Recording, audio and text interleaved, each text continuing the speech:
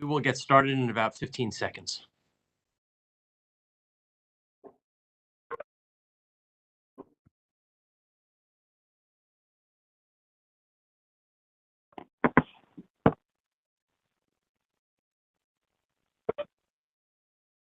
And if I could ask, if you are not on mute at this time, if you could please mute your microphones to limit any feedback. Looks like we have a number of open mics, including Matt Phillips. Thank you. We will begin. The commission is on the record in docket number PC56.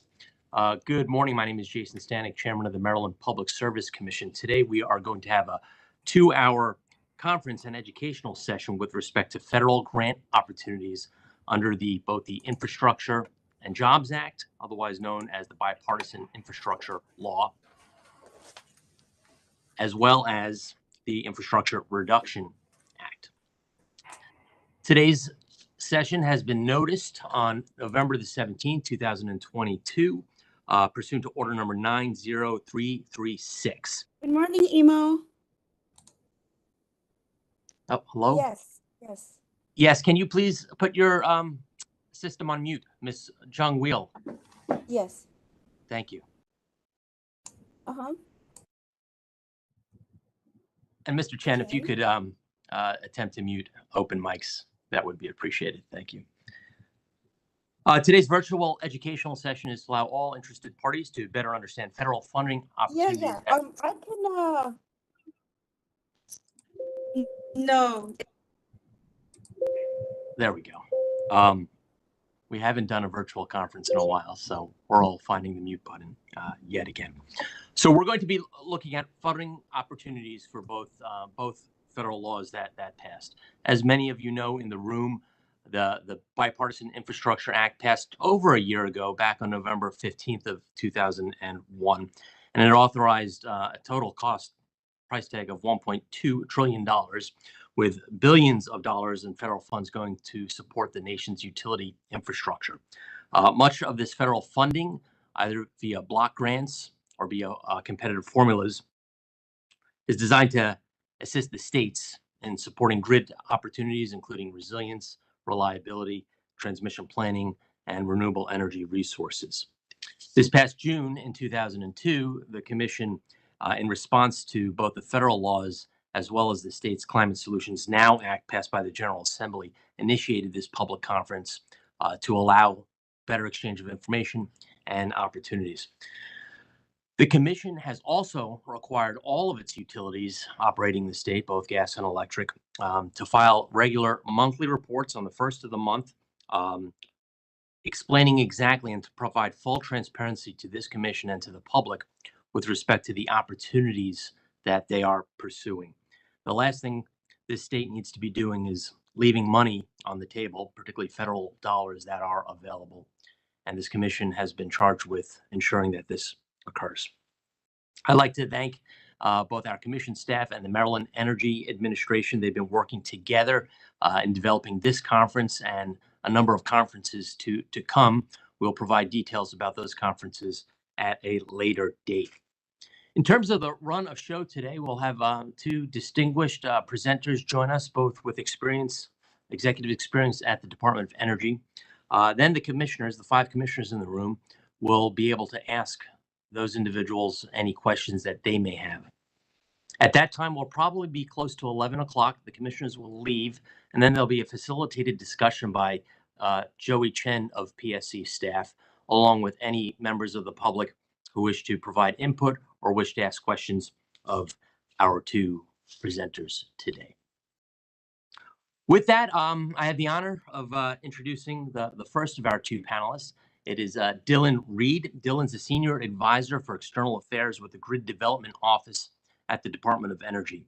In this role, he oversees stakeholder engagement, legislative affairs, and communications of GDO program divisions. I've known Dylan for quite some time and served on a panel with him earlier this week, so this will be an encore presentation for me. Dylan is widely known in the energy sector, particularly with respect to his work in the clean energy economy in his roles prior to joining at the DOE. So Dylan Reed, good morning. Thank you for joining us today and sharing with us some of your insight from the department and GDO.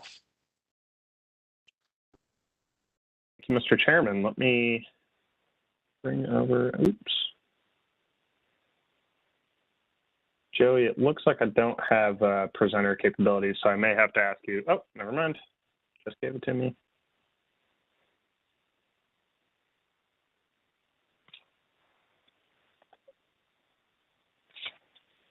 All right. Let us hop in. So just confirming everybody can see that okay. If I can get a thumbs up maybe from somebody. Okay, we are good to go. So thank you for the opportunity to speak today around the bipartisan infrastructure law as well as Inflation Reduction Act programs and opportunities. As the chairman said, I'm Dylan Reed. I head up external affairs for the Grid Deployment Office. So really at the core of what I work on every day is making sure that we are engaging across the country with folks as we are implementing these laws. We know there are a lot of questions around this and are doing our best to provide clear, consistent, and accessible information to everyone across the country. So appreciate the opportunity to speak today. Before we get started, I wanted to do, excuse me, one quick notice up front that specifically regarding the open funding opportunity announcements and requests for proposals, that none of the information that I will present today is legally binding. The content included in this presentation is intended for informational purposes only. And any content within this presentation that appears discrepant from what is included within an RFP or in DOE speak of FOA is superseded by the language that's in the RFP and FOA. So I would strongly encourage all applicants and stakeholders to carefully read the guidelines and adhere to them, and want to make that clear as we go through this and you're taking a look at this. So before I hop into the specifics of the various funding opportunities that are available through the Grid Deployment Office, I did want to take just a quick step back to let folks know who we are and kind of where we reside within the department. So you see our mission statement there, but essentially what that boils down to is we have about $25 billion in funding opportunities available in the Grid Deployment Office from the Bipartisan Infrastructure Law and the Inflation Reduction Act. And that boils down into basically three areas of work: from power generation assistance, transmission development, and grid modernization. The Grid Deployment Office, if this is the first time you're hearing of us, that is definitely, you are definitely not alone. We were only formally created about 4 months ago, recognizing the historic opportunity from the Bipartisan Infrastructure Law. The department made a decision. Earlier this year to do a number of realignment of offices, recognizing that historically the department has had a mission of research and development for energy technologies. But with the passage of the historic infrastructure legislation, there was a realignment of a number of offices to focus more on the deployment of commercialized technologies and how we are helping both public and private partners make those investments overall. So there are a number of new offices, including the Grid Deployment Office, but a number of staff that you're probably used to working with other DOE offices, like in the Office of Electricity or the Energy Efficiency and Renewable Energy Office. Those still exist, but some of these new programs and some of the staff that work there did come over to the Grid Deployment Office to focus on kind of this commercial development of infrastructure overall. So that work, as I said, is split into 3 divisions. I will spend the majority of this presentation focusing on the latter 2, but I do like to, in all of our presentations, focus on all 3, just in case you may have a question a week from today, or you may have a question a year from today. want to make sure that folks are aware of kind of what fits within our division. So the first division here is our Power Generation Assistance Division. I'll go over this quickly. That includes 2 programs, which first is the Civil Nuclear Credit Program, which is a $6 billion program from the Bipartisan Infrastructure Law to help prevent the retirement of at-risk nuclear power plants. As you may have seen, we made our first conditional award last month of up to $1.1 billion to 2 reactors in California at Diablo Canyon. And then the second one is over $700 million available in incentives for hydroelectric power plants, and that's split across 3 different programs that I'm happy to answer questions that folks may have on that. But the next 2 divisions are really the bulk of where I'll focus this. So our transmission division is really there to support innovative efforts to transmission reliability, both through planning. So the National Transmission Planning Study and the National Transmission Needs Study, previously known as the Congestion Study, falls within the transmission division. But we also have over $5 billion in financing, and I'll cover some of those programs today as well. In the Grid Modernization Division, we have about $13 billion in funding opportunities available within this division, which is really aimed at providing funding that prevents outages and enhances the resilience of the electric grid. All right, so let's dive into some of the specifics of the programs here. So first is the Transmission Facilitation Program, which was a program that was authorized through the Bipartisan Infrastructure Law. This is a permanent revolving loan fund program at $2.5 billion that will provide federal support to overcome the financial hurdles in the development of large-scale new transmission lines, the upgrades of existing transmission lines, or the connection of microgrids in select states and U.S. territories, those select states being Alaska and Hawaii. Right now, based on feedback that we've gotten through this year and recognizing the kind of unique opportunity of this program, we have our first RFP that was announced last month, and the submission deadline for the first phase is February 1st, 2023. That the first RFP is solely focusing on capacity contracts, which allows the department to buy up to 50% of planned line rating for up to 40 years, and then sell that contract to recover costs. Future RFPs will likely include a combined version of public-private partnerships and loans, which will be put out for future RFPs. The first proposal for the Transmission Facilitation Program is focusing on quote-unquote shovel-ready transmission projects that can commence construction by year-end 2027. That is for those folks who are familiar with building transmission, that means that that's a pretty quick timeline. So we are looking at projects or hoping to look at projects that are further along in the process to date. Importantly, this is designed for projects that otherwise would not be constructed without federal support, and there is a process and application to go through that. And this program is not designed for projects that are already fully subscribed or have a fully allocated source of revenue overall. So looking into the scope and priorities of this program, what is an eligible project? As I mentioned, this is looking at the construction of new, upgrading of existing, or the connection to an isolated microgrid. The definition for those is for a new or replacement transmission line has to be at least 1,000 megawatts. For the upgrading of an existing transmission line, this is of at least 500 megawatts. And then in the instance of connecting of an isolated microgrid, that has to take place in Alaska, Hawaii, or a U.S. territory. Importantly, for the first RFP on capacity contracts, we did not include microgrids as a part of that, given that we didn't think that the financing structure really met for microgrids, met what a capacity contract was. So that will be included in future iterations of that, but not for this one.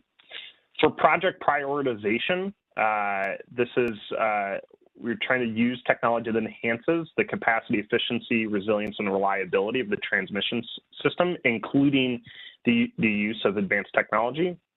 I want to make sure that it's improving the resilience and reliability of the transmission system, that it can facilitate interregional transfer capacity, and that it can contribute to national or subnational goals to lower electricity sector greenhouse gas emissions.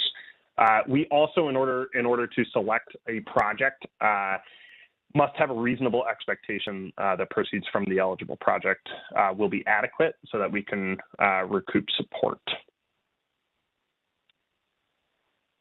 Then quickly, I want to mention additional DOE transmission funding available.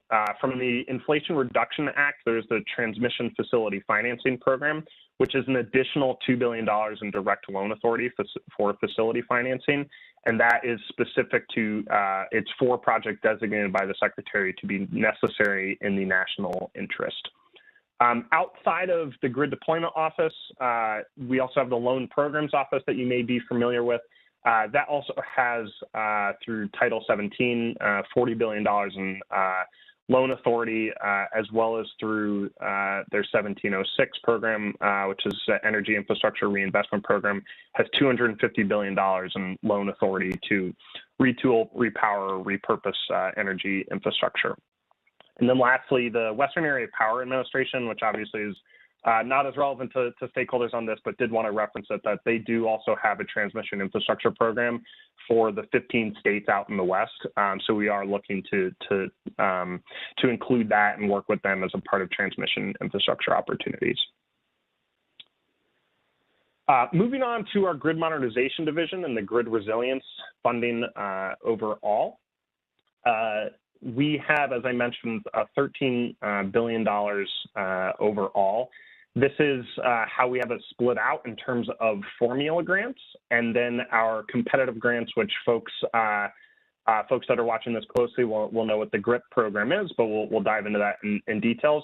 But largely what this means is that there's $2.5 billion available through formula funding that's available over the next 5 fiscal years. And then we have $10.5 billion that's available in competitive funding available. That's split. The $10.5 billion for competitive funding is available through 3 separate programs, which I'll walk through in a little bit more detail as we go through here. But this is kind of the full scope of funding opportunities. I do have the milestone tracker here as well in terms of application deadlines coming up.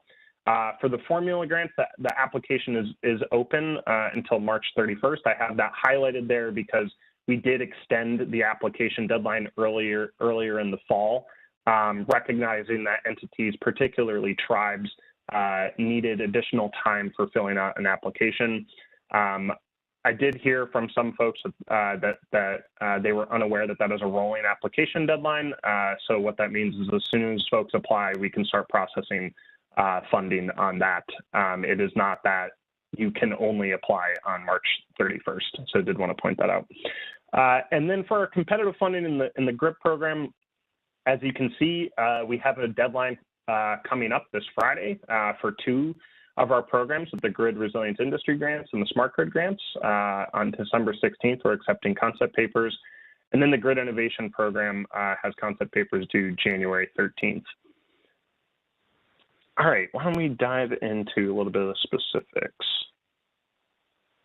So first, for the state, territory, and tribal formula grant for grid resilience, as I mentioned, this is a $2.5 billion program. The formula determined of how the funding goes to states is a formula based on population, area, probability, and severity of disruptive events, and the expenditure on mitigation efforts. As a part of this formula grant, states, territories, and tribes are required to put in a 15% cost match overall, but then those entities are also able to subgrant out to eligible entities for projects. Those subgrantees are required to have a 100% cost match unless it is a small utility which then it is a third of a cost match.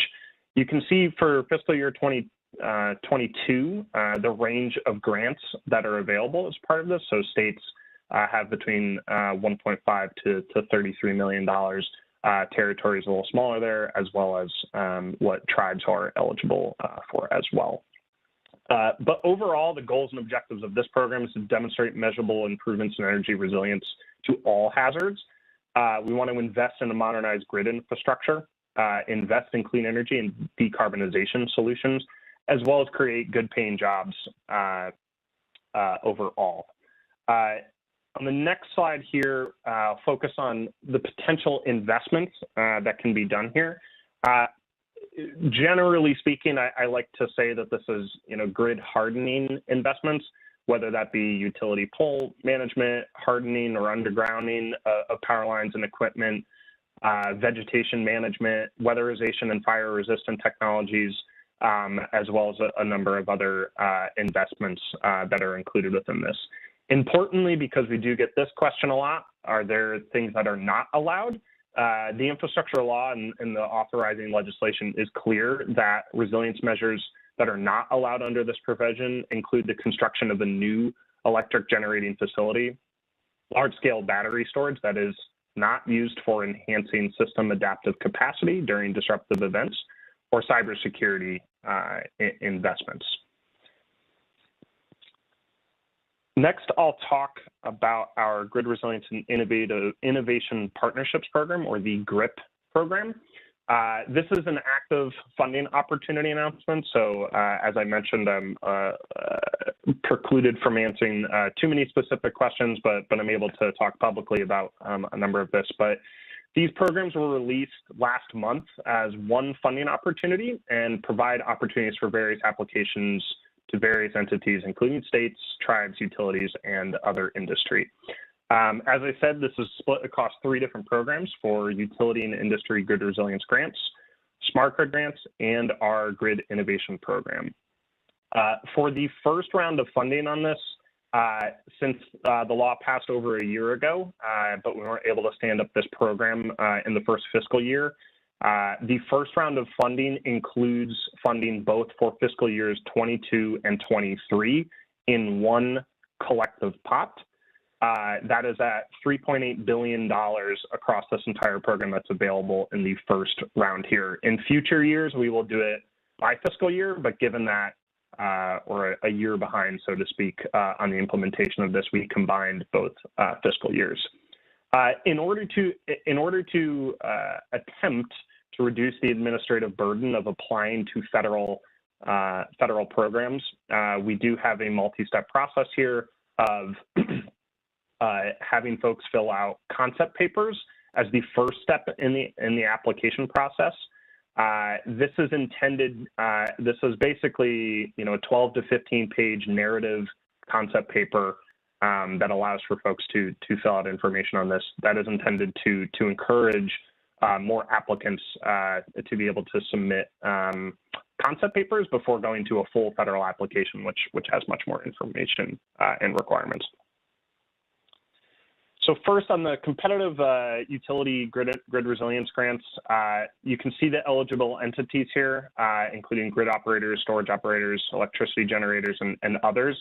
I would, as you see the asterisks there, and I do know these slides are getting shared. If you have questions around this, these will get sent around as well. But it does revert back to our funding opportunity announcement for additional eligibility information. But for this program, for the first funding opportunity for fiscal year 22 and 23, this is available up to $918 million. Any eligible entity is capped at receiving an amount that is only what they've spent in the previous 3 years on hardening efforts. There is a small utility set aside, which requires that at least 30% of our funding must go to small utilities. There is a cost share requirement here of 100%, except, as you can see, for small utilities that must match a third of the grant amount. On the next slide, you can see the potential investments. If this looks very familiar to to the slide I had up more recently on the formula grants. This is the same list of potential investments. It's from the same section of the code. The difference here is that instead of a formula grant going out across the country, this is a competitive grant that is available, but it is the same type of investments available. Next is the Smart Grid Grant Program. For those that have been around the industry and working with the federal government for a number of years, this probably sounds familiar because this is a program that was reauthorized from the 2009 Recovery Act. Although it is important to note that Congress did include a number of additional priority investment areas, which I'll cover on the next slide. But these are grants, again, for fiscal year 22 and 23, just over $1 billion available in funding. These grants support the deployment of technologies to enhance grid flexibility. The eligible entities here are rather open, including institutions of higher education, for-profit entities, nonprofit entities, as well as state and local governmental entities and tribal nations. The goals and objectives here are to increase transmission capacity, mitigate wildfires, handle load management and the electrification of edge devices, as well as incorporate secure communications and cybersecurity. As I mentioned, we know that folks are familiar with this program from it being around a little over a decade ago, but there are new priority investment areas here. As you can see here, some of those include increasing transmission capacity. We know that we've heard interest on grid enhancing technologies. This also includes improving the visibility of the electrical system through autonomous controls and data analytics, software and sensors, enhancing secure communication and data flow, such as investments in optical ground wire.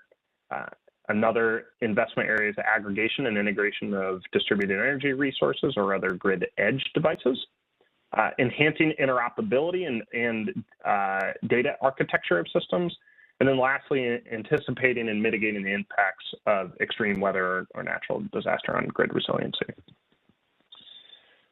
Lastly, we have the Grid Innovation Program, which is a $5 million program overall. For the first round of funding, it's up to $1.8 billion available. This is for demonstrating innovative approaches to transmission, distribution, and storage to harden and enhance resilience and reliability. The eligible entities here are basically some unit of government, whether that be a state, a combination of two or more states, Indian tribe, unit of local government, or a public utility commission. These investments are, again, really aimed at, as we look on the next slide here, really aimed at transmission capacity enhancements, advanced distribution, grid assets and functionality, as well as a combined system demonstrating innovative approaches. We do know that there's private interest in this program. But it is important that the eligible entities for applications on this do need to be a unit of local government. So we have encouraged collaboration on that program. But the primary objectives here are to ensure reliable grid operations, improve overall resilience, enhance collaboration between entities, and contributing to the decarbonization of the program, including improving current and future system cost effectiveness. So just a quick roundabout there. These is just a current status and timeline funding of our grid resilience and formula grants. We do know that there are a lot of different deadlines available as a part of this. This is why we're trying to speak in forums like this to try and increase awareness around this and answer questions as folks may have them overall. As I said, I believe the staff here will share these slides out to everyone. But I do want to point out as well that if you would like to learn more about the Grid Deployment Office, we developed a new website, which we are calling our Grid and Transmission Programs Conductor. And this acts as a clearinghouse for GDO's transmission and grid resilience financing programs. If you go on this website, which I have tested this, if you just type in GDO Conductor on Google, it will come up as, I think, the second result on that, but we also have the website there. but this includes all of the information on our programs, including next steps and links to additional information. We also have an interactive tool, which we are rather excited about. It's the first time the department has done that overall, which allows for entities to come and click through a menu to find which program may be of most interest to them if they have an interest in participating in these programs. So lastly, just as a quick reminder, as I said, none of this information presented here is legally binding. It's for informational purposes and would encourage folks to read in detail the RFP and FOA language and guidelines. And if anything that I said is discrepant from what's in there, that is superseded by the language that's in there. But appreciate the opportunity to speak. I know that is a lot of information presenting on $25 billion in 20 minutes. So I am happy to take questions as folks have them. Thank you, Dylan. That was a very comprehensive, high-level presentation there. I have had an opportunity to take a look at the conductor website as well as the FAQs, which are rather voluminous. It's intimidating how to enter the process, but you've made it somewhat easier. We'll hold off on questions for you until after we've heard from our next speaker. And our next speaker is Ms. Kate Marks. She is the Senior Vice President for Venn Strategies in their critical infrastructure practice. Prior to joining Venn Strategies, she was the Deputy Assistant Secretary at CSER, which is the cybersecurity office in the Department of Energy. She's been in this sector for quite some time. She began her federal service in 2014 as a part of the DOE's Energy Policy and Systems Analysis Office. And before that, she was both the Managing Director of NASIO as well as the Energy Director at the National Conference of State Legislatures. So we welcome Ms. Marks. Thank you for spending some time with us this morning. Great. Well, good morning, everybody. And thank you, Chair Stanek, for that introduction. It was great to see you last week at the GridWise meeting. Really appreciate you all inviting me here today. It's great to see the PSC and the Energy Administration working together. I think this is truly a sign of your recognition that there's a huge opportunity here with the federal investment that we're seeing in infrastructure. And thanks to Joey for helping to prepare for today's event. As Chair Stanek mentioned, I did work before my time at DOE with NASIO and the National Conference of State Legislatures. So I've actually had the privilege of being on both sides, being in the DOE and creating funding opportunities and reviewing them, as well as being on your side of having to, propose to these types of opportunities. So hopefully that will come across in some of the discussion later and can provide, insights on both sides of that. I want to say the great thing about the IIJA and the IRA funding is, really that we're all new to this. There are certainly similarities to the Recovery Act. Dylan referenced the Recovery Act and some of the similar programs. But the IIJA and IRA, are not just a quick boost to the economy. They're really intended to build longer-term sustainability and resilience. And the fact that you all are here today really shows that Maryland is a leader. And I'll go into a little bit more of that in a moment. I want to provide you with some details today about what's available across both of these funding opportunities, what the federal government is prioritizing, and what you all can maybe think about doing next. So with that, Joey, I'll have you move to the next slide. I wanted to spend a little bit of time setting the stage for why we're all here today. First, the World Economic Forum's risk report this year highlighted two main concerns. One is cyber threats are growing faster than our ability to manage and prevent them. And the intensifying effects of climate change are already being experienced globally. We're seeing it here at home in the form of droughts, wildfires, and floods, among other impacts. And on top of that, we have coastal communities that are predicted to see about a 12-inch sea level rise by 2050. So these types of impacts, really disproportionately affect underserved communities that are least able to prepare for and recover from disasters. So these types of increasing threats are really front of mind. From an infrastructure modernization perspective, I think that we can all agree in the energy sector, we have quite a bit of work to do. U.S. market share of plug-in electric vehicle sales, for example, is only about 1/3 the size of the Chinese EV market. We have more than 30 million Americans that live in areas where there's no broadband infrastructure that provides, minimally accepted speeds in internet. The aging electric grid needs modernization. I know there's a DOE study that found that power outages across the U.S. can cost us up to $70 billion on an annual basis. And, we've really been on a pathway to a clean energy economy, but we need to continue to lower costs and reduce pollution, and really balancing all of that presents a lot of challenges.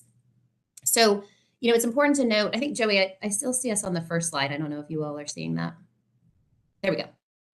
Oh, down one, or up one, I should say, just the second slide. Yep, so on the top right there, just want to point out, here in Maryland, you all are primed for climate and energy action. The Climate Solutions Now Act that the legislature passed is arguably the most ambitious climate change law that's been adopted by any state in the country. You all are aiming to reduce greenhouse gas emissions by about 60% by 2030 and reach net zero emissions by 2045.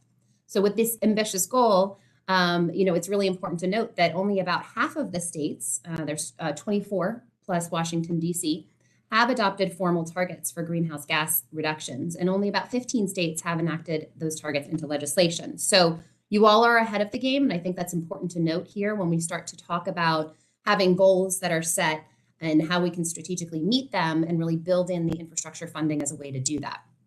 And then on the fourth bullet there, notably within that act, I just wanted to point out, I'm sure many of you know this, but the PSC and MEA, were encouraged to work together with the utilities to take full advantage of the federal investment. And Chair Stanek mentioned that at the top. We want to leave no money on the table. So all of these drivers here really prompted the call for today's meeting. We want to make sure that, Maryland is seizing the opportunity that's before you all and really begin what will hopefully become a continued engagement across all of the important people that are in the room today. So what are we looking at here? So as many of you know, the Infrastructure Investment and Jobs Act was passed in November of 2021. It's one of the largest federal infrastructure investments in the U.S. economy in the amount of $1.2 trillion over the next 5 years. So it covers aging roads, bridges, railways, ports, expanding internet access, enhancing water quality, upgrading the nation's power grid, and building a nationwide EV charging infrastructure. For DOE in particular, I know that Dylan, covered a lot of the grid programs, but there's also a number of other programs. There's, in total delivering clean power at about $21.3 billion, clean energy demos at $21.5 billion, efficiency and weatherization retrofits for homes, buildings, communities at about $6.5 billion, and clean energy manufacturing and workforce development totaling about $8.6 billion. So, in total at DOE, that's $65 billion across those 4 areas.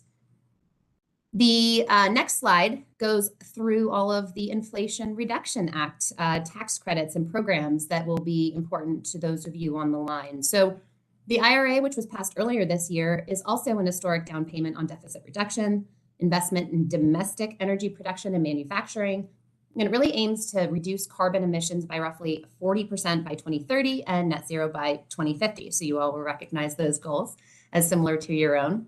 It's also expected to restore and modify some tax credits and other incentives. It also creates new tax credits. And those credits and rebates in the IRA are expected to encourage things like greater adoption of efficiency improvements in homes and businesses. It'll also bolster EV adoption. In particular, utilities, are going to probably see a greater demand in some of these areas. And so they'll be thinking about how they can prepare to support their customers through this transition. And I know many of you have already started to do that. And the IRA also contains loans and tax credits that are going to promote new clean energy projects and transmission. I did want to point out a few details on the IRA tax credits. There are 2 credit values for most of the provisions, a lower base credit and a bonus rate. The bonus rate equals about 5 times the base amount and can be applied when prevailing wage and apprenticeships requirements are met. So there are some specific requirements that, if applied, can serve as a bonus tax credit.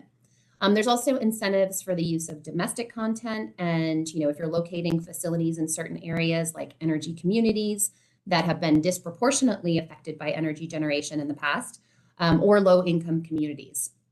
Another unique provision is that the IRA allows taxpayers to go with a direct pay option in lieu of a tax credit. So you can have the option to monetize the credits as well by transferring them to another entity. So two, unique elements there that are, new in different ways that you can think about using these incentives. So you can really see that the IIJA and the IRA are complementary. For those of us who are in the energy sector, there's a lot of opportunity outside of even the Department of Energy, which we're very used to working with. I saw a figure recently from the Charles River Associates that said that there are at least 75 IIJA and 18 IRA funding categories where utilities may be eligible or that could impact investment decisions directly or indirectly. So funding for port electrification, for example, or manufacturing cited on a local basis. So really important to look across all of what's available and understand it so that you're not missing something that you could potentially apply to or that could have some impacts on the work that you do. And as Dylan noted, in the grid space and then across really all of the IIJA and IRA funding, there are multiple formula and competitive opportunities for grid and security planning, efficiency, cybersecurity, electric vehicle infrastructure, and that's just the energy sector alone. So really important, again, to kind of take a cross-cutting look, that looks at all of the available investment opportunities. So Joey, on the next slide, slide 5, I wanted to talk a little bit about what's in it for Maryland. A lot of the states, nearly all, have suffered from a lack of infrastructure investment. This is, a lot of the reason why we needed this investment in the U.S. The American Society of Civil Engineers gave Maryland a C grade on its infrastructure report card. So kind of middle of the road there, right? Obviously, a little bit of improvement that can be made. So these are just here are a few of the energy related benefits that are expected in Maryland across both the IIJA, mostly on the left, and then the IRA tax incentives on the right. And this is according to the White House. There are some really great briefing documents that explain all of this. Some of this, as I mentioned, will be in the form of formula grants that go directly to the state. Others will be in the form of competitive opportunities for the state and the private sector within the state. And then, of course, there's tax incentives and other programs in the IRA. So really a great amount of opportunity here. And you can kind of continue to see that as we go through. On the next slide, I wanted to point out, one of the biggest things within the IIJA and IRA that's really important to the administration is equity. So the way that we are ensuring that there is equity across the use of these funds or the implementation of these funds is by the development of community benefits plans. So these are really the tools that are being used to ensure that the funds are implemented in a way that's going to foster equity. So on the right, you'll see some of the principles that are expected as part of these community benefits plans. And these are actually called out as requirements within the funding opportunity announcements. And you'll see them, incorporated into all of the funding opportunities in some way or another. I'll focus here. This is kind of the DOE template, if you will, for what's to be included. But again, a lot of similarity across all of the funding opportunities that we're seeing. So the first is engaging community and labor. So projects should include engagement with a wide range of stakeholders like labor unions, local governments, tribal governments, community-based organizations that support or work with disadvantaged communities. The idea is that this proactive engagement with these stakeholders can really lead to a stronger project plan and increased transparency across the use of these funds. On the second item there, investing in America's workforce, DOE is really committed to encouraging collective bargaining and free and fair opportunities for workers to organize. And they're also seeking proposals that expand good jobs through strategies that attract, train, and retain a skilled workforce, as well as foster safety and healthy working environments. So I know that safety is a primary concern for our utilities. And so, really, this is building on a lot of what the energy sector has already been doing for a long time. The third item there is advancing diversity, equity, inclusion, and accountability and accessibility. DOE wants to support investments that advance equity and civil rights, racial justice, and equal opportunity. And then finally, implementation of the Justice 40 initiative. I don't know how many of you have heard of this Justice 40 initiative, but it was a call by the administration to ensure that the environmental and economic benefits that we experience through these funds are going to go to disadvantaged communities. And the goal is that 40% of the overall benefits of these federal investments will flow to those disadvantaged communities. So DOE has done a really excellent job of outlining this process and explaining exactly what's needed to prepare a solid plan. I think some of this is new to how we typically do business. You certainly have to think broader than your own goals. Think about the impacted communities around you. Maybe bring in and work with stakeholders in a very different way. But again, the expectation here is that we're really building equity into the fiber of the implementation of these funds. And I think the other interesting thing, which is not noted here, but I'll just throw out because of my background in cybersecurity, there are cybersecurity plans that are being required as well. Cybersecurity was called out in the IIJA as a priority. The idea, again, being that we're thinking about cybersecurity and not building these things into the infrastructure after the fact. We really want to engineer and design and build all of this infrastructure with that in mind. And again, as well, with equity in mind. So really interesting things here to think about because these were not things that we incorporated as requirements into the Recovery Act. So a little bit new and different, but certainly much needed. So on slide 7, we get a lot of questions about the federal application assistance process. What does this process look like? For the IRA, Treasury is actually the primary agency for the development of the tax credit applicability and implementation.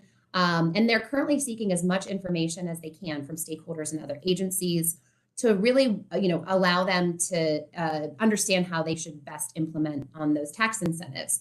If you haven't yet weighed in, it's definitely worth taking a look at the RFIs that they have posted and determining, whether you have any ideas or if there are things that could impact you that you'd like to note.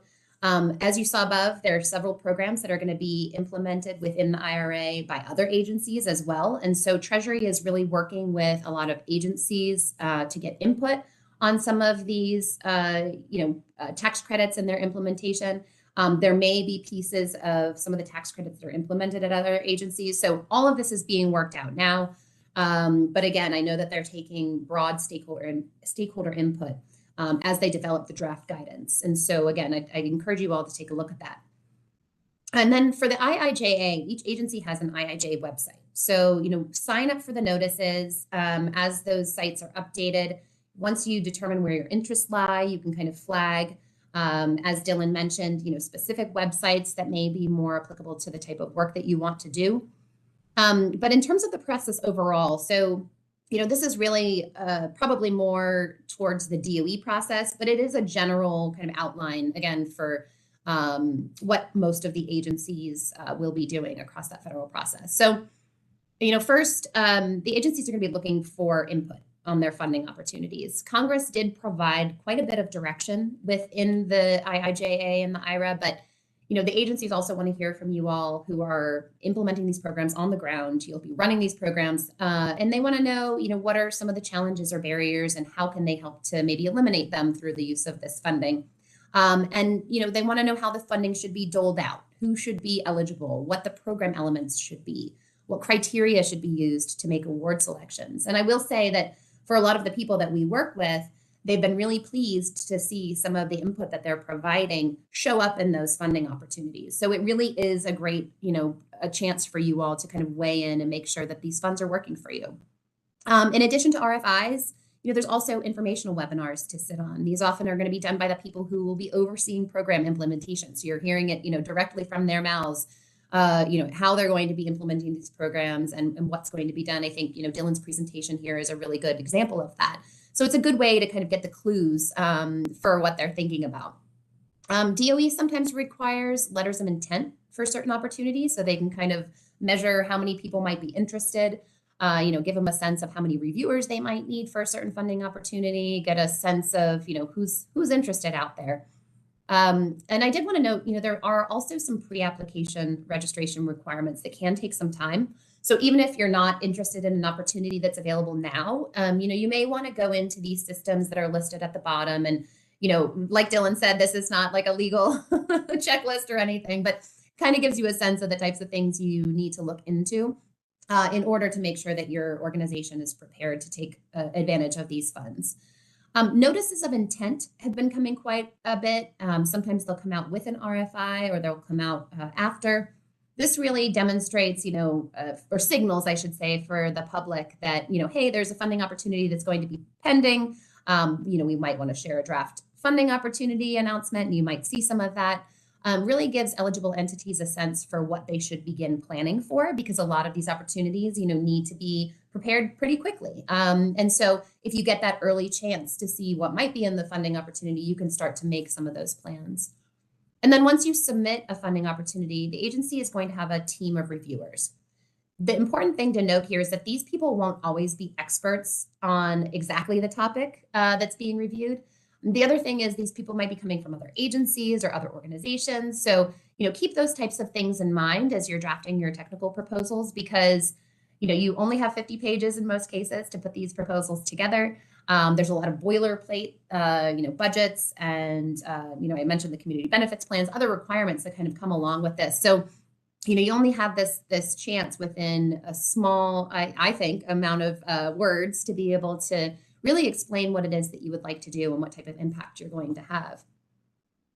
So, once that review process happens, the reviewers are going to submit their ratings to a manager who will go through, review, and prioritize, and maybe share with senior officials at their agency and probably the White House. So there's a lens, of review that really covers, do we have the right geographic dispersion? Do we have good coverage of different types of states, large and small entities, that sort of thing. And then a final decision is often announced. And you may, as an awardee, hear beforehand, whether you're an awardee, there might be some negotiation and getting to a final agreement. But a lot of, this negotiation is typically more about the project that you've outlined, or the project plan that you've outlined, rather than too much legal agreement, because a lot of the legal standing is really already there within the federal assistance process.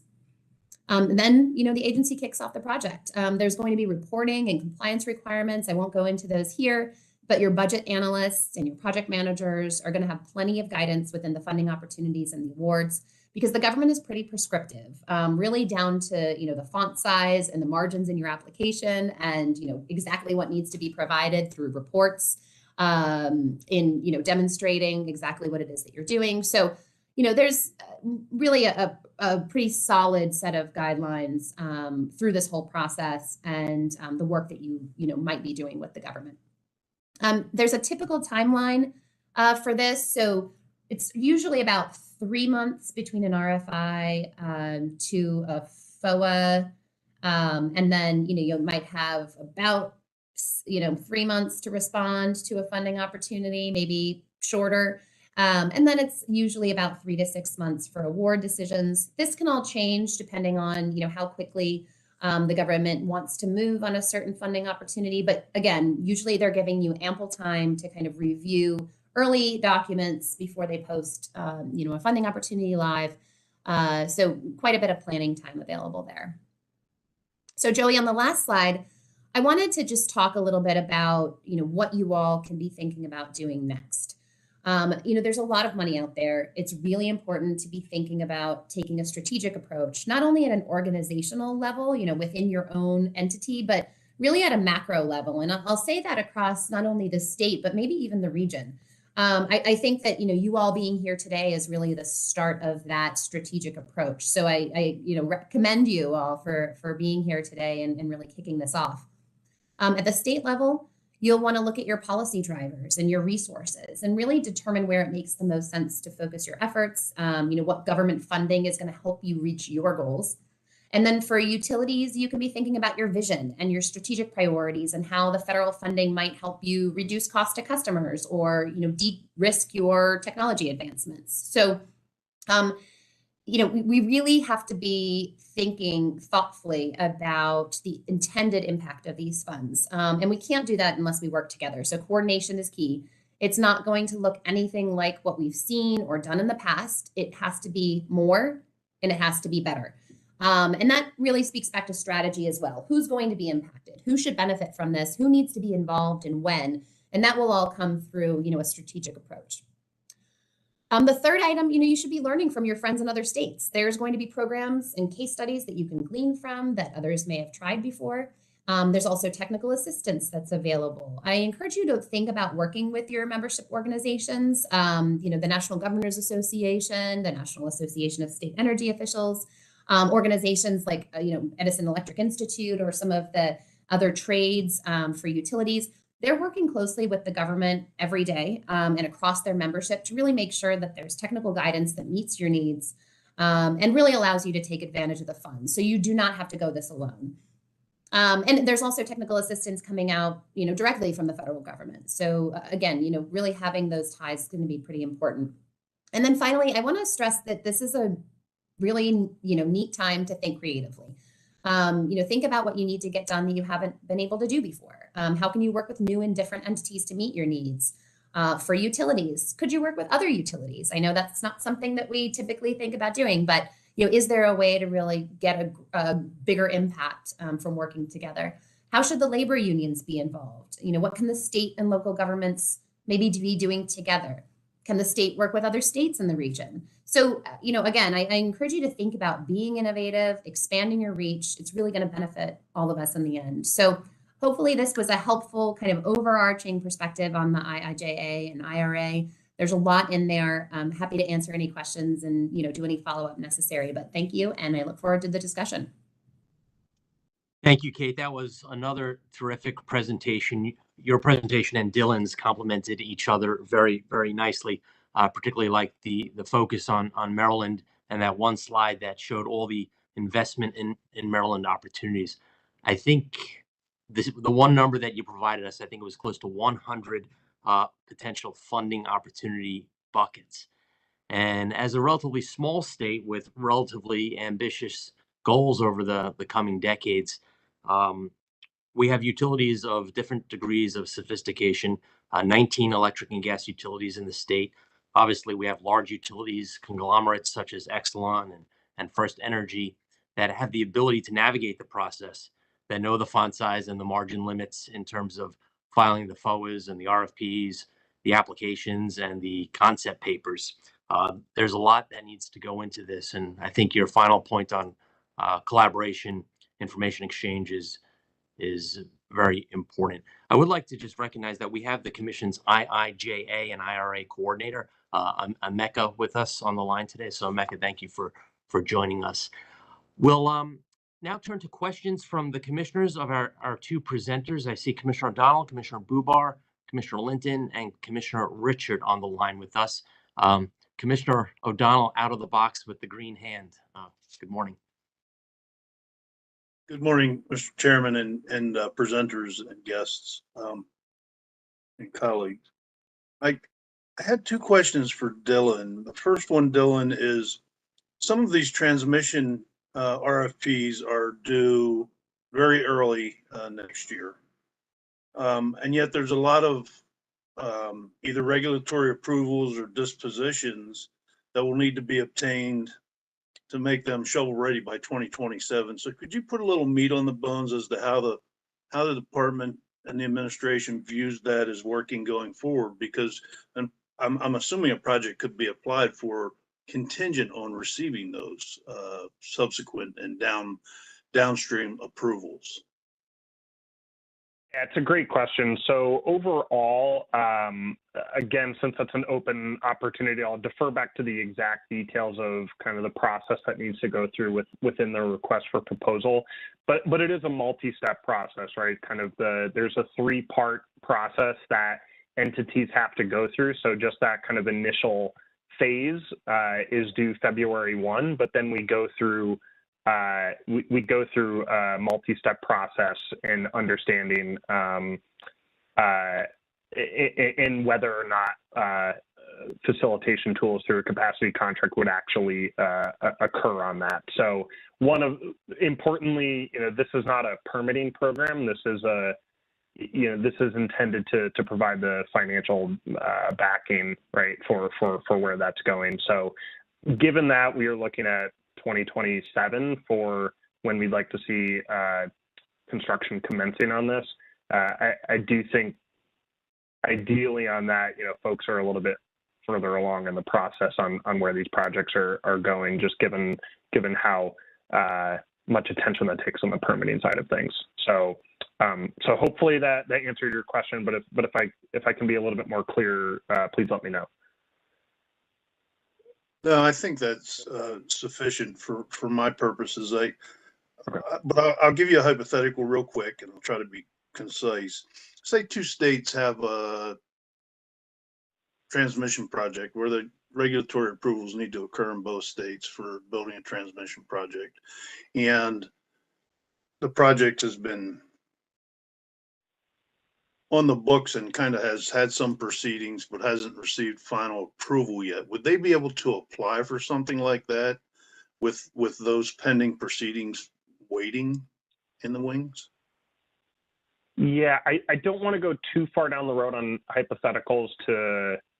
We have to be careful on giving too much advantage or pushing applications one way or the other, because we are very open to what's out there. So I would say at this point we're trying to encourage applications writ large on opportunities on that, and then there's an opportunity where DOE and an applicant will go much further into the details on the ability for that project actually to move forward.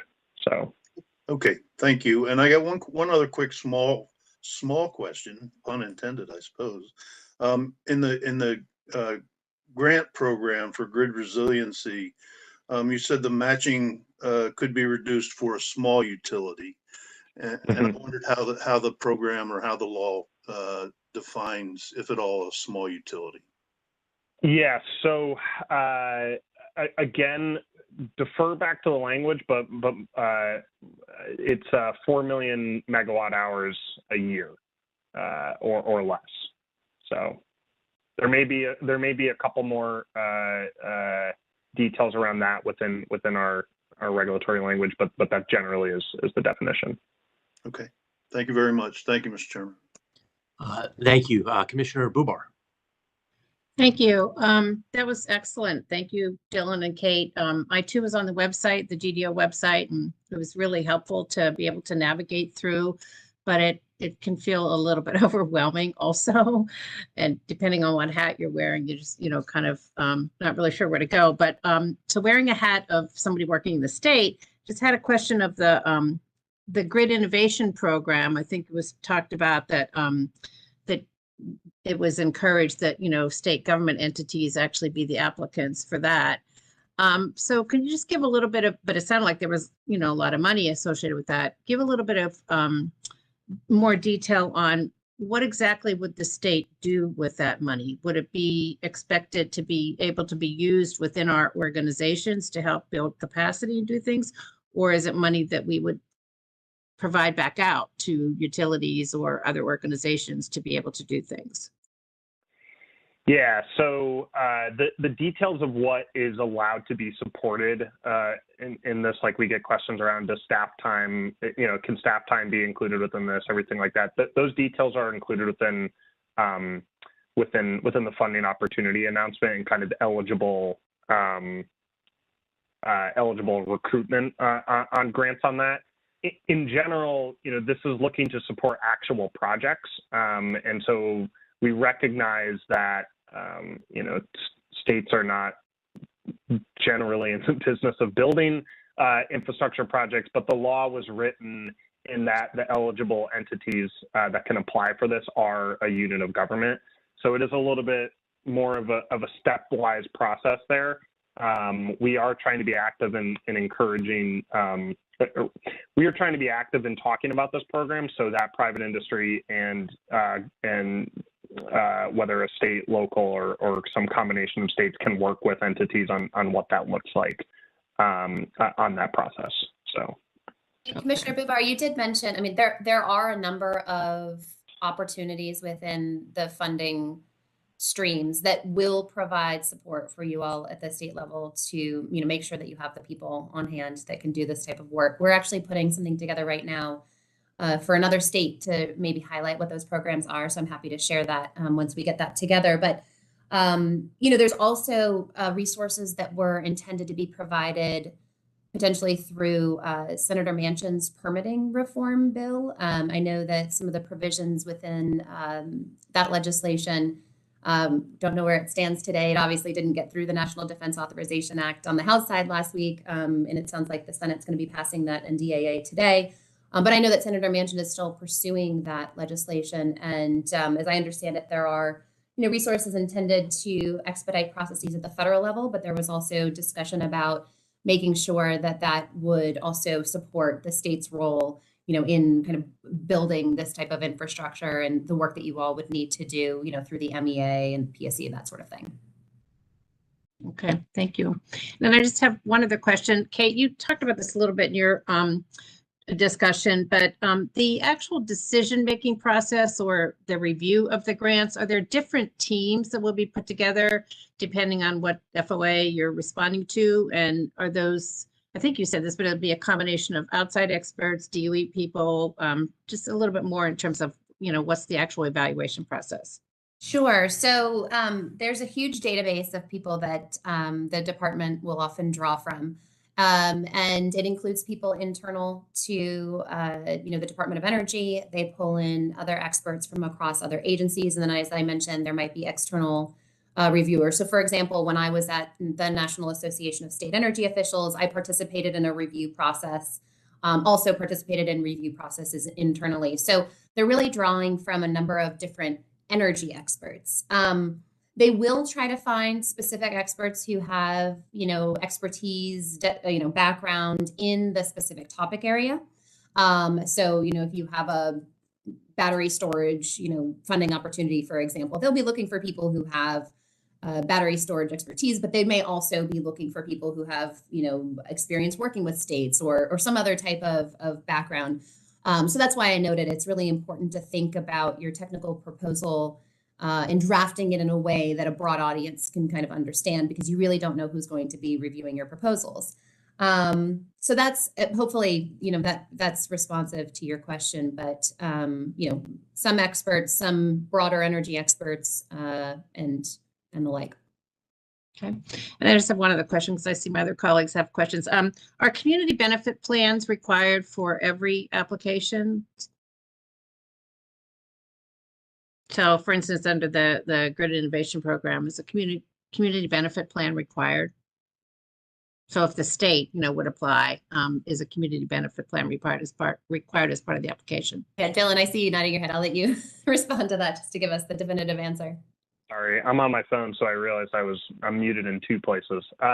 Yes, community benefits plans are required as a part of that. I can't speak to other DOE offices who may be having a separate process on this, but can say for our GRIP program, that does include a community benefits plan for each of the three programs. Yeah, and Commissioner Bubar, we have seen them across the other DOE programs as well as the other agency programs. They may look a little bit different depending on which agency you're working with, but they are supposed to be specific to the project. They want to see, those specific project impacts. So, while you could probably pull different programs into different community benefits plans that are similar, you really have to make sure that the community benefits plan is specific to the project that you're proposing. So you can't have you don't want to have the same community benefits plan across all of your proposals. And just going back to the reviewers, I did want to note, there's a couple steps within the review process. So there's the initial, kind of expert level or, energy sector level review. And then, those reviews all go to a manager who then kind of works the process through, that different lens of, do we have the right coverage across the country, or do we have the right coverage of small and large utility, kind of looking at the program policy factors that are included within each of those applications. So a few different levels of review there, and then at the top, there's certainly the, I don't want to call it the political view or the political lens, but there is, also a review by, maybe people at the White House or people at the senior level, kind of political leadership within the department. They want to see who's being selected and that sort of thing, and really, make sure that all the messaging is there. So, again, a few different levels of review to be thinking about. Okay, thank you. Thank you, Commissioner Linton. Thank you, Mr. Chairman, and good morning, everyone. I also would like to thank both Mr. Reed and Ms. Marks for the presentations this morning. I think they've been very helpful. I did have a question for Ms. Marks. In your presentation, you noted that the government and the agency in particular would be conducting different reports and analysis about the different filings that are made and requests for grants or loans that are filed by different entities. As the chairman mentioned in the beginning of this training, the Maryland Commission has a bit of a different type of responsibility in monitoring and making sure that no money is left on the table, as the chairman mentioned earlier. So what could you describe the access Maryland as a commission would have to those reports, to the information that either parties would provide to you as part of their applications, and the eventual reports that you provide post granting of any funds to external parties? So if I understand the question correctly, let me break it down a little bit. So the pre-application process, there's going to be a lot of information coming out of the government where they're going to be requesting information from external parties on the implementation or on the eligibility or on the program elements themselves. When you get to the award process, there's going to be reporting requirements that are placed on you. You'll have quarterly reports that you have to put into the government. This is once you're an awardee. You'll have reporting requirements to the government. You may have site visits. They're really going to want to see that you're implementing on the kind of agreement that you made with them based on what they were asking for initially. So those are kind of two different phases of the award process. Does that answer your question? Somewhat. So if the commission were to seek or wanted to know more about the information that the reports that the government has produced post awardee, for example, are we able to access that, or is that something that's public, or is that something that? Okay. So you're saying if a utility in your state is granted an award, would you be able to see their quarterly reports? That's one way of looking at it, yes. Okay.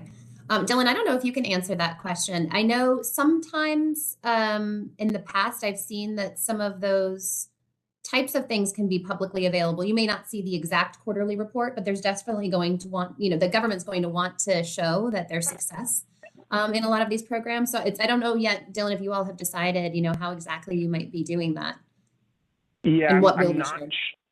Yeah, I'm not sure. In general, the goal here is transparency overall and making sure that this information is available. But I can't answer specifically about what information will be included in those reports, as well as how frequent they'll be, whether it be quarterly or annual. But we obviously have to provide reports back to Congress as well on these programs too. So I want to make sure that we're providing all that information. But that's a good question.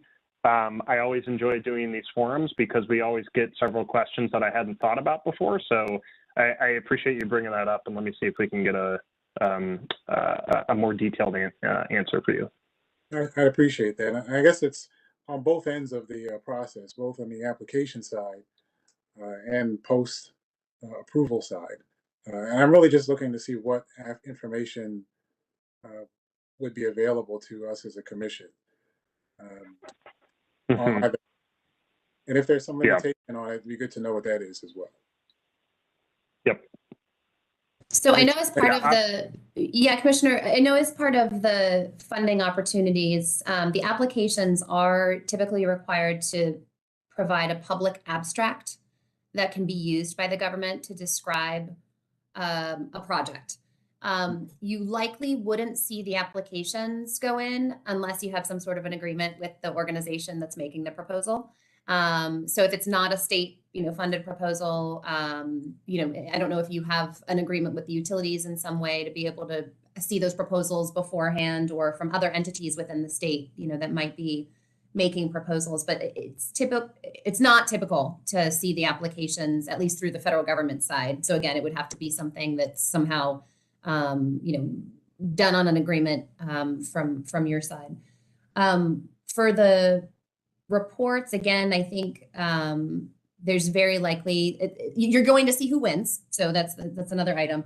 But then on the reporting side, I think that the government is probably going to be really eager to showcase, what's happening through these agreements. So I would expect that there would be a lot more sharing of information on the award side and on the, status, the progress of these awards as we move forward. Okay. All right. Thank you very much. Thank you, Mr. Chairman. Thank you. I suspect our audience has a number of questions for both Dylan and Kate. I just have one question before the commissioners depart and the audience has an opportunity to continue. My question is with regard to state matching. Obviously, the Public Service Commission or the Maryland Energy Administration may decide on their own to enter into one of these applications. But in Maryland, our budget is set out effectively a year in advance. We're already now working on the FY 2024 budget. So it's hard to predict in advance and get approval from the legislature and sign off on our budgets.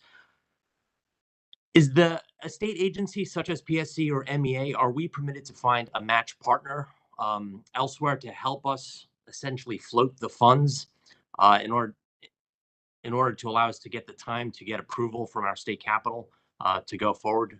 Is that something that you've come across?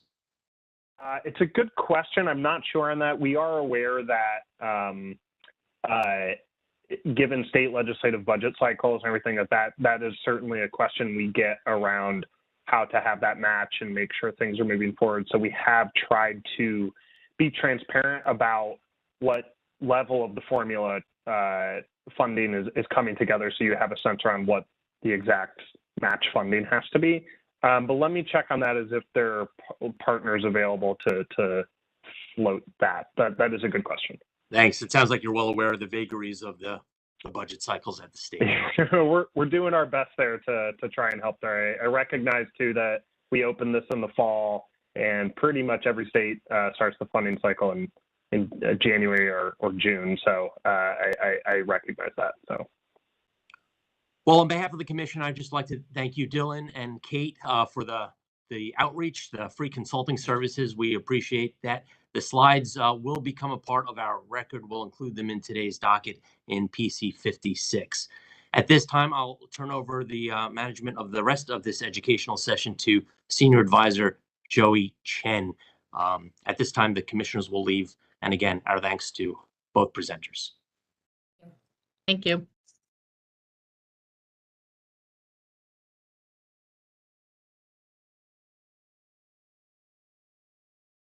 So can everyone hear me? Okay, good. And no feedback? So while the commissioners are leaving, or to the extent that they've already left, I do want to take a quick second to, on behalf of the PSC advisory staff and our MEA colleagues involved with the planning team, to thank Dylan and Kate for your informative presentations. But at this time, I'd like to open the room up to questions for our presenters. So I would ask that folks who want to ask a question to please raise a hand using the WebEx feature, or you can also send your question in using the chat feature and I'll call up your question. So with that, we're happy to take any questions.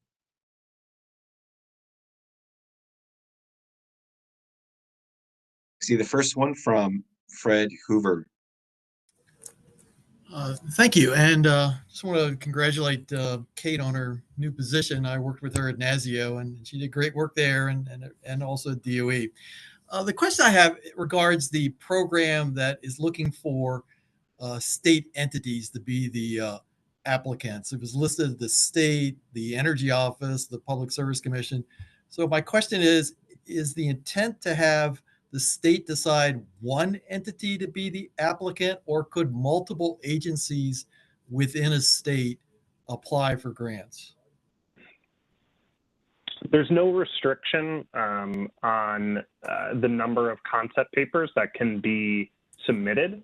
However, so this is where we'd encourage state and local entities to try to coordinate as best as they can as that's coming in. All right, so I guess that would be a follow-up question. The idea is to try to have the state energy office maybe work with the commission on a joint application or with a local government entity or something like that. That's kind of what you're looking for. Again, we're operating within the bounds of the legislation, so that's what the eligible entities for that program is. How an individual state chooses to go through the application process in terms of identifying the entity that's out there, I'll say broadly speaking, the feedback that we've gotten is that state energy offices are generally looking at this program the most, less so commissions. But if different governmental entities within a state are interested in coordinating with one another, that's certainly, we're certainly open to that idea. And one last question. I'm familiar with some of these grant programs in the past, and the department on occasion has offered what's called technical assistance to states to help facilitate their participation. Is something in the works for that? There's technical assistance that has come together through the formula grants. I'm not entirely sure what is available on the technical assistance side for the competitive side of things. I would have to check on that. Okay. All right. Thanks. And hi, Fred. Good to see you. Thanks for the mention. I should have noted this when the commissioners were on the line. I think two things, just going back to your question about, is it the intent to have one entity or, could multiple agencies apply? And Dylan, I want to just maybe confirm something with you. Typically, these proposals only have one prime applicant and then there's sub applicants. Is that the case? Yes. So Fred, I just wanted to clarify that with you. I think you can certainly be working together and I think, the government's encouraging us to all work together, but you may need to define one prime depending on the eligibility requirements. They have to be within those eligibility requirements, but you'll need to define one prime. There is a lot of funding that's going to be going to the state to think about planning. It could be, integrated resource planning, broader electricity planning, that sort of thing. I think you're very familiar, Fred, with the state energy program. There is a lot of funding that's going through SEP that's going to be, going to the states. And I think they'll be thinking about, broader planning opportunities within that. I think that some of the other funding coming out of GDO, if I'm not mistaken, can maybe be used for planning.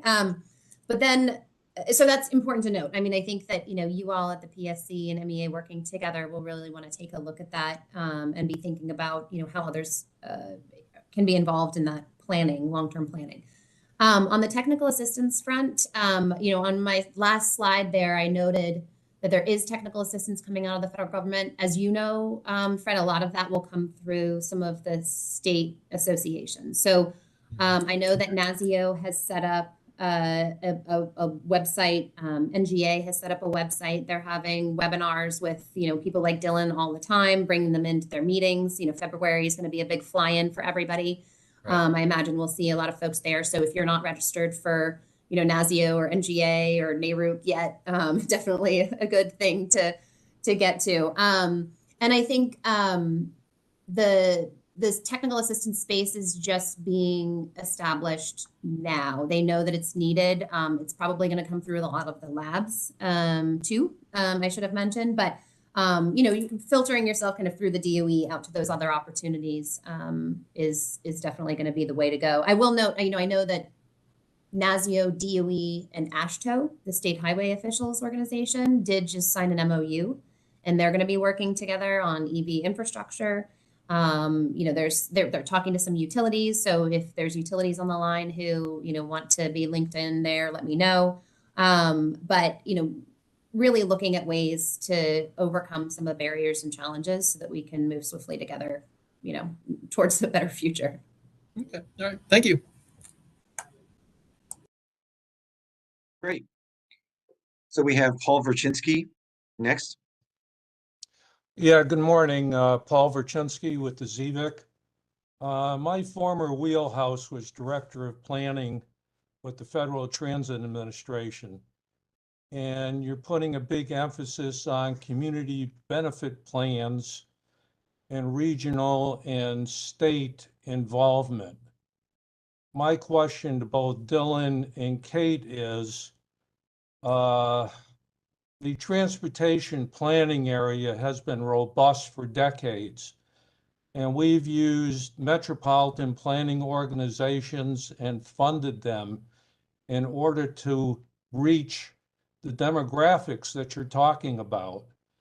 My question to you is, have you given any thought to pulling in MPOs as part of this process, which they're already familiar with to a large extent? I mean, transportation plans and programs are vetted through MPOs on a regular basis. So would be interested in your answer. Sure. Could you clarify what an MPO is? Sorry.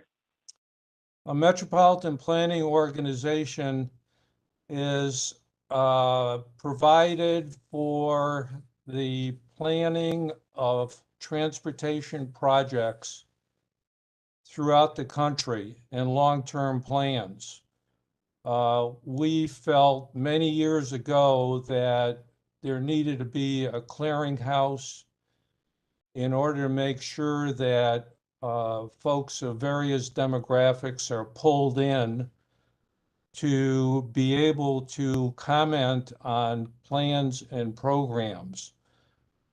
This came about because roads were being put through disadvantaged communities, and Congress said, well, we can't continue to allow this to happen. So I'm putting that up. I mean, in the Maryland area, we have two MPOs, one for the Baltimore regional area, the other one called Washcog. They cover all the counties and municipalities within the state of Maryland. You have these for every single state in the country. So I'm kind of offering up that area as one that you might want to look at, because they're used to doing this kind of work. That's helpful feedback. Thank you. Yeah. So I would say overall, we are trying to take a pretty comprehensive view at engagement with folks, as well as how we are planning overall. And that's why forums like this are so important, and trying to make sure that we're engaging with folks across the country and hearing from as many voices as possible. That is inclusive of recognizing that there are a lot of transportation investments that are happening right now, as well as broadband investments that are happening right now that was supported as a part of the infrastructure law. And so we are trying to do our best to make sure that as these investments are happening, that it's coordinated and planned in a way that makes sure we're getting the most cost-effective investment overall. Additionally, as a part of community benefits planning, we are making sure that folks are looking at community and labor engagement. So that is inclusive of engaging local governments and community-based stakeholders, especially in disadvantaged communities overall. But that also is in track. I didn't mention this earlier, but that is in track with the administration's Justice 40 initiative, which is ensuring that 40% of overall benefits of investments must flow to disadvantaged communities overall. And so that does take a lot of work on behalf of the department, as well as how applicants are moving through this process as well. But we are looking for feedback on groups and entities that we should continue to make sure are a part of this process as we move forward. So appreciate that feedback. And just to add to that, I imagine, so there's been a joint office that was created between the Department of Energy and the Department of Transportation. And through some of the planning and the coordination that those two sides of the federal government are doing together within that joint office, I do believe that because the DOT is so closely organized, in working with those metropolitan planning organizations, you can kind of see them through every DOT announcement, that the joint office and any work that they would be doing is being done in coordination with those MPOs. So, and I know that some of the metropolitan planning organizations that have focused a little bit more on energy in the past, like you mentioned the DMV local kind of cog that we have, that is more likely connected into some of the energy department's work versus, some of the MPOs that exist nationwide that are maybe more focused on just transportation. So anyhow, I expect that they would be coordinated through that joint office, if anything, at DOE. Okay, thank you. Great, thank you, Paul. So I have Cindy next. Hi, good morning. Can you hear me? Yep. Okay. So building on some of the questions that were already asked by Commissioner Bubar on evaluation and community benefit plans, I'm wondering if you could talk a little bit more about how you are going to be measuring whether those community benefit plans are being met, as well as decarbonization in general, post awarding of these projects?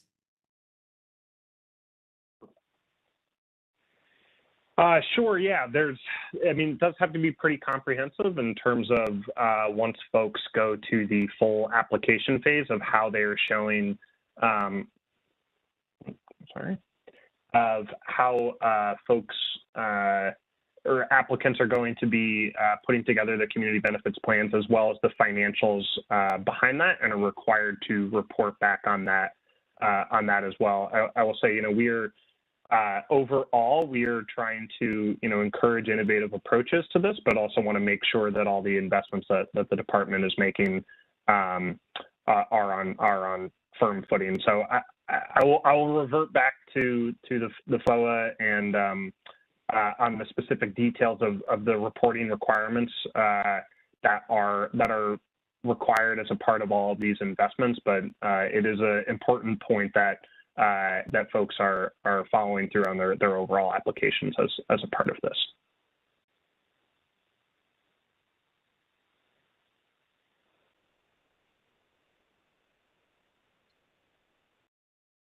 Great. Thank you very much, Dylan. Cindy, I'm going to assume that there isn't a follow-up there. I do have another question, if that's okay.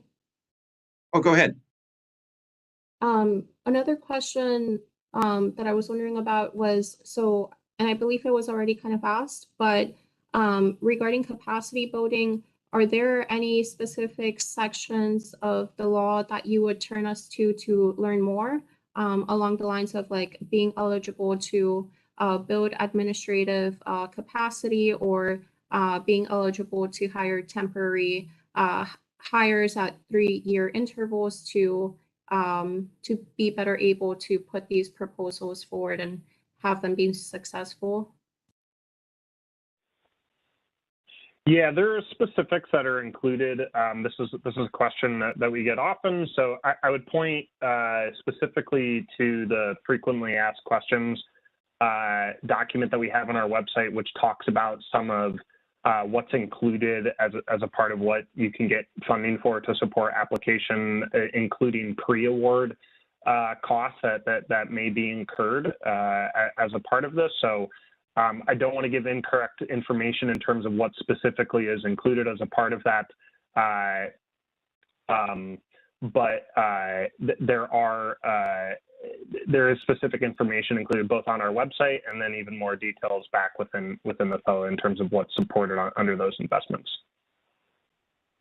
And Cindy, just going back to your earlier question about decarbonization and how that will be measured. Once awards are made, the Department of Energy in particular will work with the awardees to define what the metrics should be for measuring all of the things in their project. So that would include, measures that align with the community benefits plan, and actually SMART goals are required as part of the community benefits plans. They're also requiring, all sorts of metrics for things like decarbonization. And, you'll see a lot of other metrics outlined within the funding opportunities specifically that are more aligned with the technical side of the project. So it really will call out, those metrics in the funding opportunities, but then you'll continue to define those with the department should you become an awardee. So I just wanted to put a finer point on that. And then on the capacity building, as I mentioned, we're trying to figure out the same thing, what administrative costs can be covered through which agreements. And Dylan, maybe I'll follow up with you. We can kind of go through the best way to find that, at least at the Department of Energy. But I really do want to point you all to working with other states through some of the membership organizations that you're a part of. As I mentioned, you guys are a leader, so you've done a lot of things that others are going to want to look to, but there are, a number of states that, may have taken actions that you all could borrow from, and you can kind of learn from how they, utilize resources in a more efficient way, or help to expend the money or implement the funding in different ways that would be useful to you all on a limited budget or limited resources. So again, NASIO has a site where they've started to capture some of these case studies and best practices for different types of programs. So I really think that that's a really important part of this, because, the federal government is funding some of these organizations in order to kind of take these steps to, again, help you all drive through the development of these programs and implementation.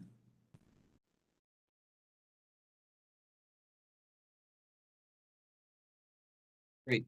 Thanks, Kate and Dylan. We have a question in the chat here I'll just read it. Could the IIJA IRA be used to retroactively fund utility or PSC projects, such as advanced grid technology type projects for utilities? Or does it only apply to new projects? Generally speaking, this is forward-looking. So we are looking at projects that we're looking at new projects that are coming in. Now that said, again, if there's something within the FOA that points to opportunities for retroactive on that, I will defer to that. But generally speaking, we're looking at new projects coming in. And I think you all are probably familiar with the supplement, not supplant language that was in the IIJA. If you're not, you may want to just take a look. It's important to think about these funds as additive to anything that you all were planning on doing at the state level. Maybe that has already, been funded or discussed. There's some legal qualifications in there that you'll want to just note, and your legal teams will be able to help walk you through that. But just wanted to point that out as well.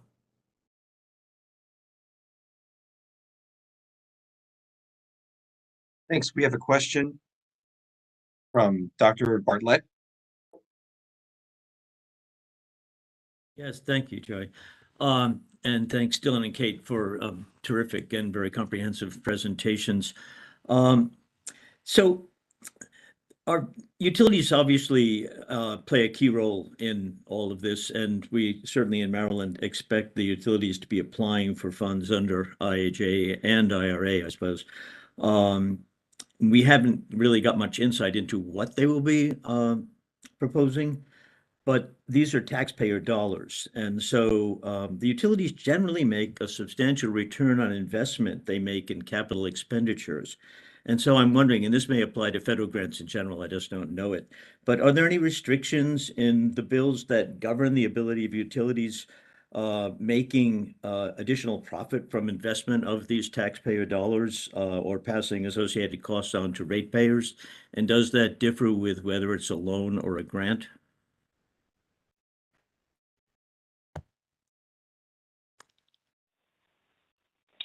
I don't believe there are specific instructions around that. As the bill is written, a lot of this funding was specifically made available as utilities are eligible entities as a part of that, and there are certain restrictions in terms of the eligible investments that need to be made, the funding levels that can be supported as a part of that, and what specific areas we're looking for them to make those investments and how they are made, such as community benefits plan and how that is adjusted overall. But I don't believe we get down into the rate making part of that. We would certainly try to defer back to states on overseeing that overall. Thanks. I was really thinking more of capital investments, not so much investments in things like capital community benefit plans, but that's where the return on investment generally is generated, and it runs between 6 and 7% right now for some of the utilities. So, sorry.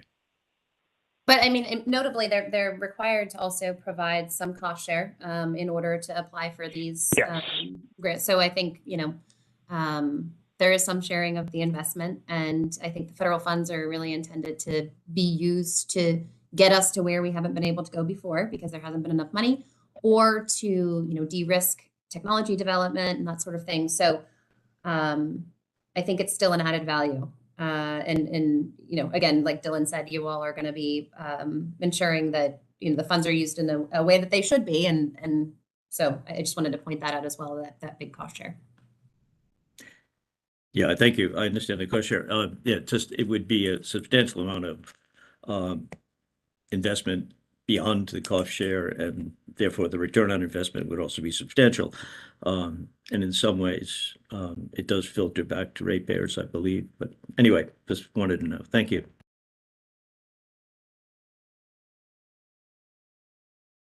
Well, other folks are putting some thoughts together as to possible questions. Let me ask this, mainly for Dylan. Dylan, I see that with respect to deadlines, I saw a few deadlines that are marked for concept papers or conceptual papers. So the first part of the question is, are you able to give a little bit of color as to what sort of things the department's looking for in terms of the conceptual paper? I mean, how specific does it have to be? And if you're able to, from a timing standpoint, I saw a December 16th deadline for some of these. And if an applicant is going to give serious thought to putting something together, but is unable to make December 16th, are they able to think towards, or are they able to apply for the next funding cycle, or is this it, December 16th? If you don't hit this date, you've missed the boat. Yep, that is probably the number one question we get. So December 16th is our deadline for the smart grid grants and grid resilience utility and industry grants. For the grid innovation program, which we've talked about, the concept paper deadline for that is January 13th. As of right now, and we are 4 days from that initial concept paper deadline, we have no intention of extending that deadline. I understand that it was a quick turnaround for a number of entities to do that, but we are charged by Congress to move forward efficiently and effectively on distributing these funds. So we are moving forward on that. To your question about future funding opportunities, we don't have anything publicly announced and haven't moved forward on, well, even privately, we haven't determined when exactly the next application cycle will begin on that, but it will be available for fiscal year 24 funds. And this goes through annually through fiscal year 26. So there will be 3 more following that as well. If you do not apply as a part of this, it doesn't restrict your eligibility for future funds on this. And any funds that are not expended as a part of the first funding opportunity will roll over into future years as a part of that as well. So if folks aren't able to get their concept papers in on that deadline, they're certainly open to looking at that overall.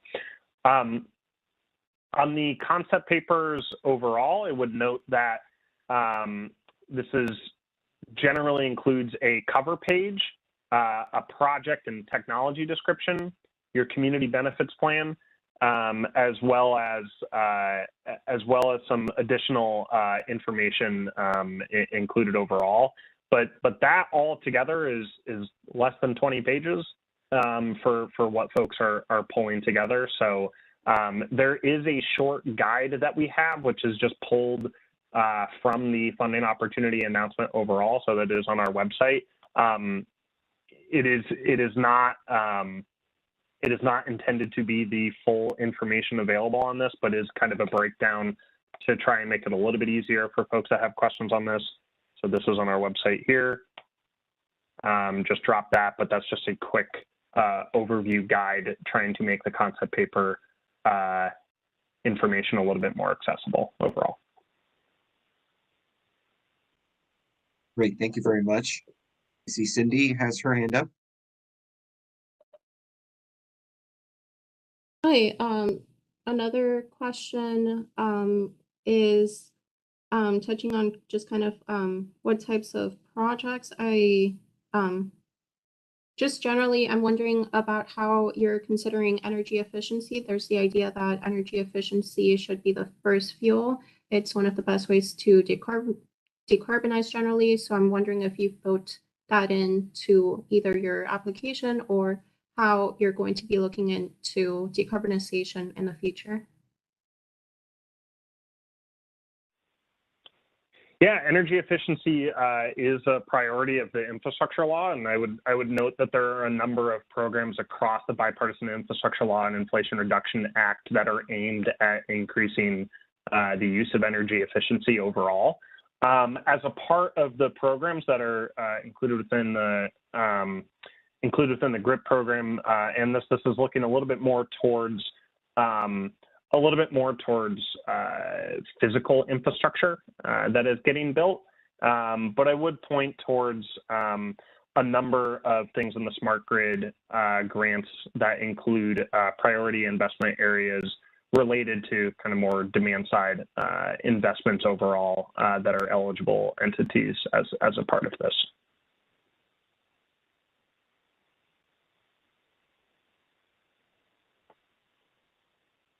Thank you. Okay, next we have. Oh, I'm sorry, Yes. Joey, if I can Oh. just add to that really quickly, I just wanted to note Sure. that some of the planning funding that states can use could also help with that, I think, really ensuring that the state itself is taking actions for efficiency first before other things, maybe encouraging some of that through, other policies. So just wanted to note that I think that planning and policy aspect of this is important as well.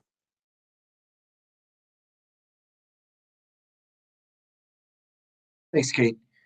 Next question from William Ellis.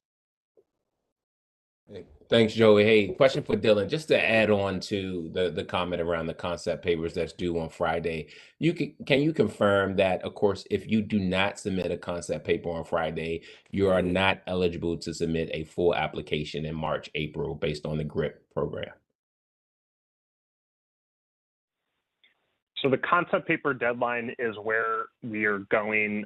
What happens is once you submit that by the 16th, we will then provide a response encouraging or discouraging you to go to a full application. I don't believe we can prevent you from filing for a full application, but it certainly is the process that we are going through to try and encourage concept papers. Then we will encourage you to go to the full application phase, and that kind of is the process that we're going through overall. Yeah, but if you don't submit a concept paper, can you submit a full application? Is what I want you to confirm. I'm going to have to look at the FOA to see if there's a strict prohibition on that. I'm not sure if there's a strict prohibition on that, so I don't want to give you the wrong information. Okay.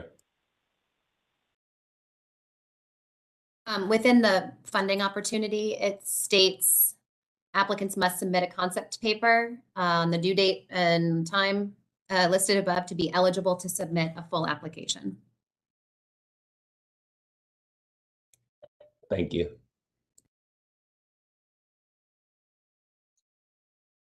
So we have a hand up from, sorry. Hi, I'm here with the Sierra Club. Thank you, first of all, for putting this webinar together. It's very helpful and been very informative. So my question is, seems like utilities are in a unique position to communicate directly with Maryland consumers and provide them with information about how they can access federal funds, especially IRA tax credits and incentives under the IRA. So what are some recommendations for utilities and/or the Public Service Commission in terms of ensuring that customers are adequately informed about all these incentives that they can apply for in the coming months and years? Thanks.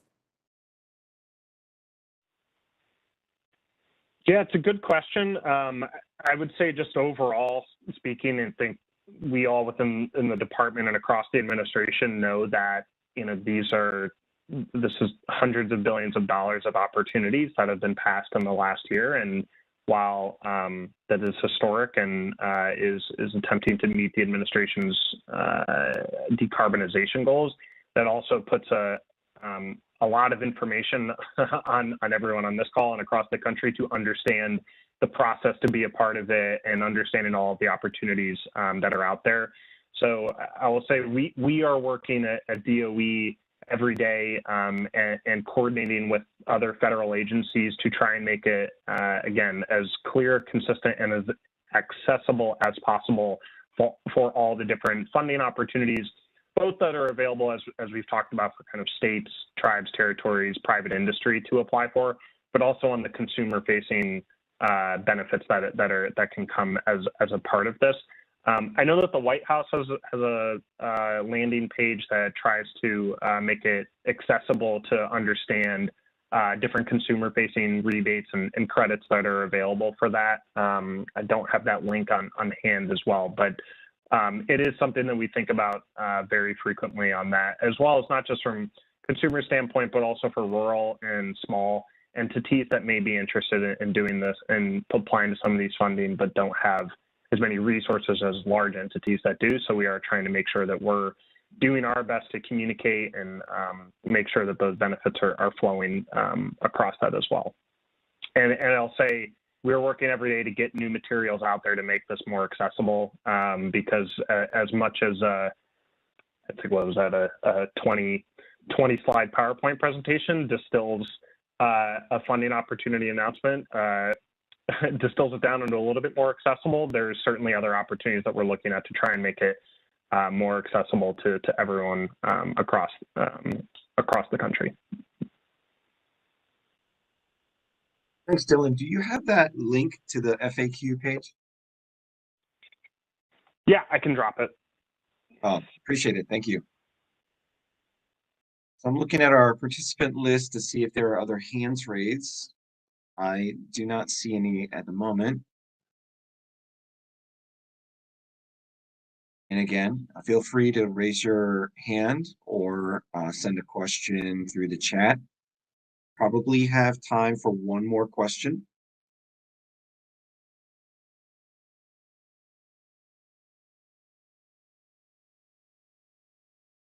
And if you haven't done so already, folks, check out the chat. There are several helpful links already throughout this session that Kate and Dylan have provided.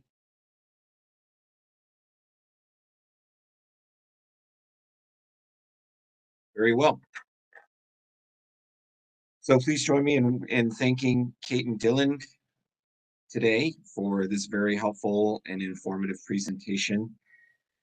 We will be making the presentation slides, PDF versions of those available for offline viewing. We're going to put them in the Commission's PC56 docket. And this session was streamed through the Commission's YouTube channel, so you can go back and view it at your leisure offline.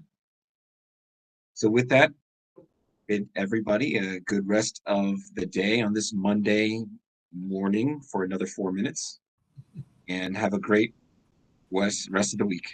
Take care. Take care. See you, Kate. Bye now. Thanks. Take care. Thank you.